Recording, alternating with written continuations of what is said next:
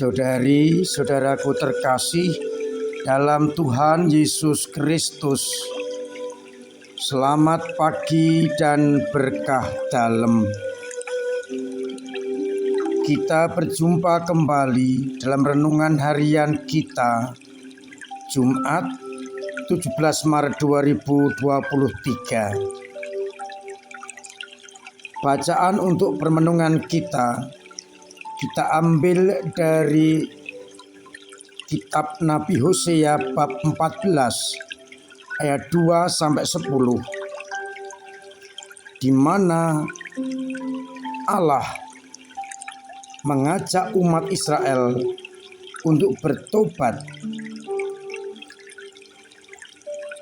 dan kembali menempatkan Yahweh di atas segala-galanya.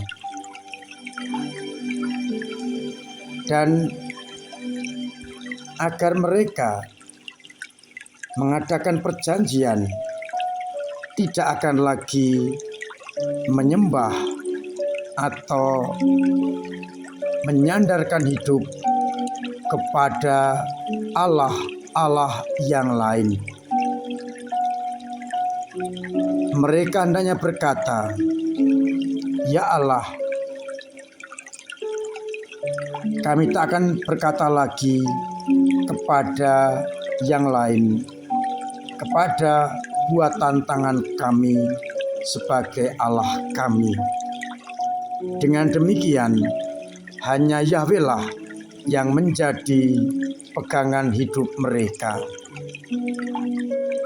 Sedangkan pada Injil dari Injil Markus bab 12 ayat 28b sampai 34, Yesus memuji ahli Taurat yang melaksanakan perintah yang tepat, yakni mengasihi Tuhan Allah dengan segenap hati, dengan segenap jiwa, dan dengan segenap akal budi, melebihi segala-galanya. Yesus memuji dan mengatakan, "Engkau tidak jauh dari kerajaan Allah." Saudari-saudaraku terkasih dalam Tuhan Yesus Kristus, pengalaman bangsa Israel yang selalu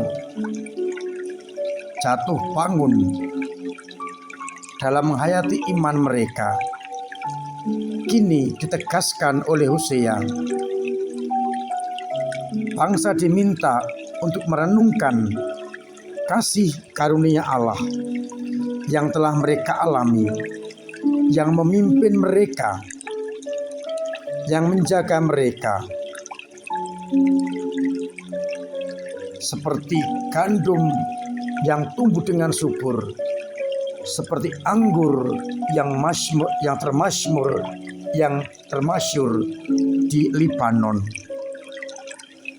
Maka hendaknya mereka kemudian mengatakan kepada Allah, tidak akan menyebut "Ya Allah" kepada buatan tangan manusia. Itu artinya hanya ada satu Allah yang mereka sembah. Dan untuk itu, semua pekerjaan, semua tindakan haruslah mengarah ke sana, sehingga mencintai Allah dengan segenap budi, segenap hati, dengan segenap pengertian jauh lebih penting dari segala-galanya. Maka kalau kita ingin sempurna, kita diajak untuk mencintai Tuhan Allah kita dengan segenap hati, dengan segenap jiwa, dan dengan segenap akal budi, yang dikonkretkan dengan mencintai sama manusia seperti mencintai diri kita sendiri. Itu berarti tidak ada Allah-Allah lain di dalam hidup kita. Karena Allah lain atau berhala bisa berupa kekayaan, kepandaian, jabatan, martabat, dan sebagainya. Kalau kita mendewakan itu semua, maka kita masih menempatkan Allah-Allah lain di samping Bapa kita. Hari ini kita diajak seperti umat Israel yang diingatkan oleh Allah lewat Nabi Hosea. Kami tidak akan berkata lagi ya Allah kami kepada buatan tangan kami. Itu berarti berhala. Kita hanya akan berkata ya Allah kami kepada Bapa Sang Pencipta dunia, pada Putra yang menjadi manusia untuk menyelamatkan kita, dan kepada Roh Kudus yang selalu menyertai gereja sampai akhir zaman. Maka pada masa Prapaskah ini, saya mengajak kita semua untuk melihat bagaimana praktek pengalaman hidup kita. Apakah masih ada Allah-Allah lain di dalam hidup kita, sehingga kita mengesampingkan atau menomorduakan Bapa yang telah menciptakan kita. Semoga kita mampu untuk mengasihi Allah dengan segenap hati, dengan segenap jiwa, dengan segenap akal budi. Itu berarti kita menempatkan Allah di tengah-tengah hidup kita, dan Dialah pedoman hidup kita. Dasar tindakan kita tidak ada lain kecuali Bapa sendiri, sehingga kita akan hidup sesuai dengan kehendak-Nya, dan kita melaksanakan sabda dan kehendak-Nya.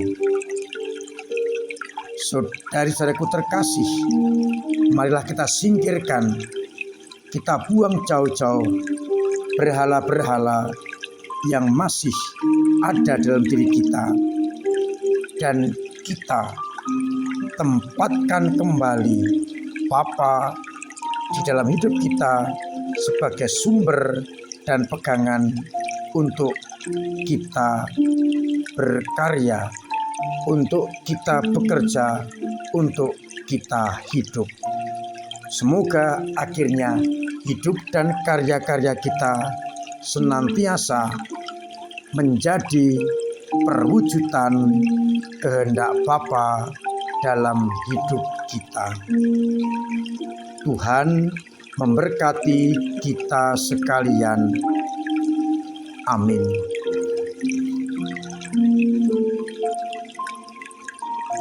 Marilah kita berdoa.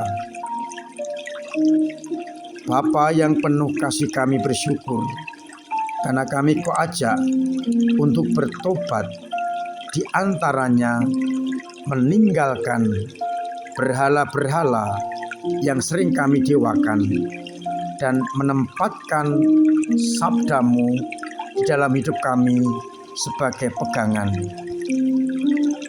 Jauhkan kami dari berhala-berhala itu, dan semoga kami senantiasa Engkau mampukan untuk hidup sesuai dengan kehendak-Mu. Bantulah iman umat kami yang lemah.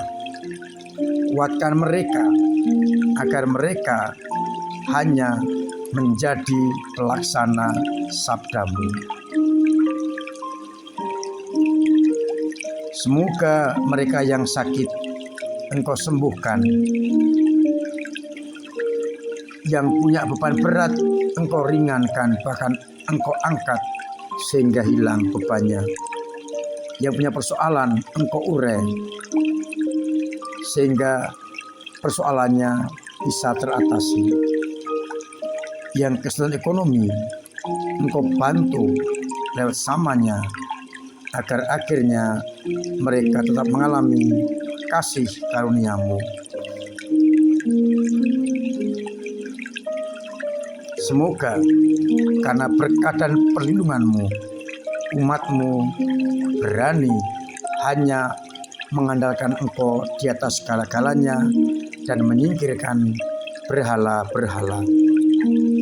Untuk itu ya Bapa, sertailah, bimbingilah kami dengan berkat-Mu sendiri, Bapa dan Putra dan Roh Kudus. Amin. Saudara-saudaraku terkasih dalam Kristus, meskipun PPKM sudah dicabut, saya menganjurkan tetap memakai masker, cuci tangan, jauhi kerumunan, pakai sanitizer, pola hidup sehat, booster kedua, pola makan yang sehat, agar kita terbebas dari virus corona. Dengan demikian, kita bisa menjaga keselamatan kita dan keselamatan sesama.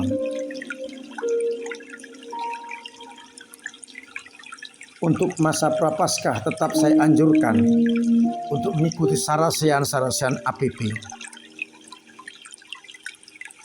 Untuk mengikuti Ekaristi, jalan salib, doa-doa lingkungan.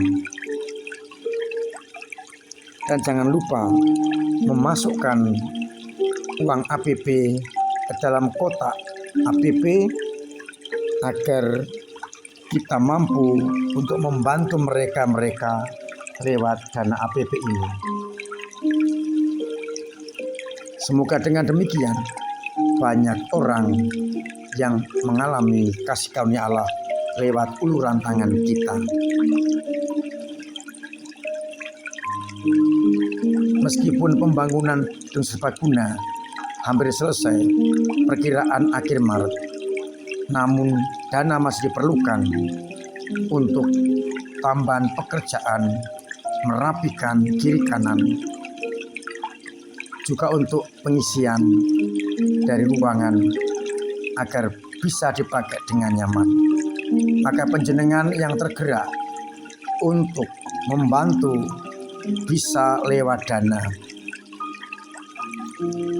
bisa lewat barang-barang yang akan dipakai untuk mengisi ruangan itu, dengan catatan menghubungi Dewan agar sesuai dengan apa yang dibutuhkan.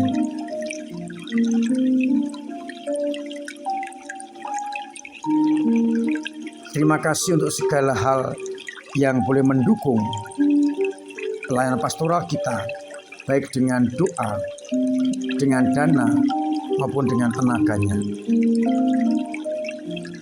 Agar dengan itu semua, pelayanan pastoral paroki bisa berjalan dengan baik.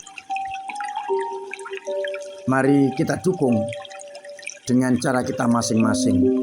Bisa dengan kolekte umum, kolekte pembangunan, bisa dengan transfer, bisa scan QR, bisa dengan langsung menyumbang lewat saya, yang akan sungguh membantu pelayanan pastoral kita. Akhirnya saya mengucapkan selamat pagi, selamat merenungkan, salam sehat, Tuhan memberkati.